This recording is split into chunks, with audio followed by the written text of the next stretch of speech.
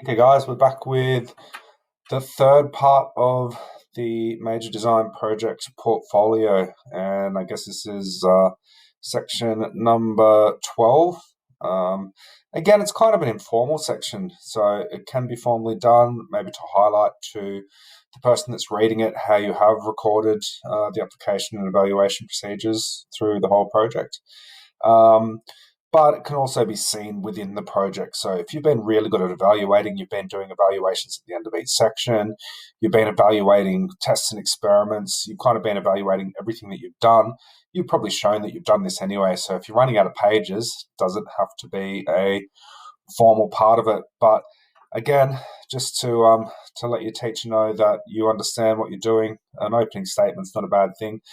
Sometimes you just go back and read the opening statements anyway and go, oh, that's what I'm supposed to be doing. So it's a great idea to have that for each section. An evaluation of each folio section. So that's throughout the portfolio. It's not a formal part. So I'll show you a sample of a formal way that it can be done.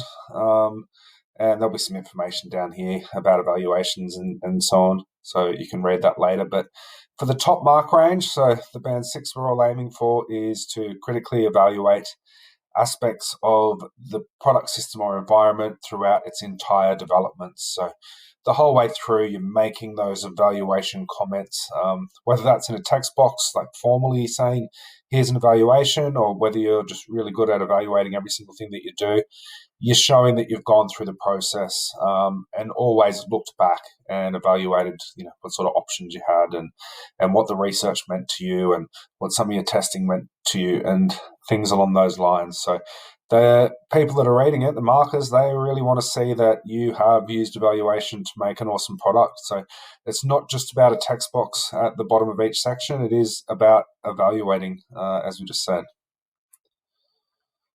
I'll just let you pause the screen there if you like. The HSC marker comments: in better projects, candidates used referencing notes throughout the folio or attached to their models of design development to emphasize their efforts at evaluation. So when they're saying reference notes, they might mean, like a text box at the bottom of the page, or highlighting with a title that this is an evaluation, or doing something to make the evaluation really stand out. The presentation of developing models and prototypes communicated clearly to the markers that ongoing evaluation has occurred. So by doing your developmental models, your first things, testing different ideas, coming up with those models and prototypes, and going all the way through to a final product is going to show that you've looked at what you've done and you've evaluated. But definitely communicate that clearly as well. All right, quick look at a sample. This one's been kind of formally addressed, I guess, in the folio. It's been done throughout, of course, as well, but just a page here, just saying how it was done in the folio, and a bit of an evaluation there. And then we're moving on to another section. So it can be pretty brief, but you can always use that to highlight to the markers. So thank you. I hope you're enjoying the videos.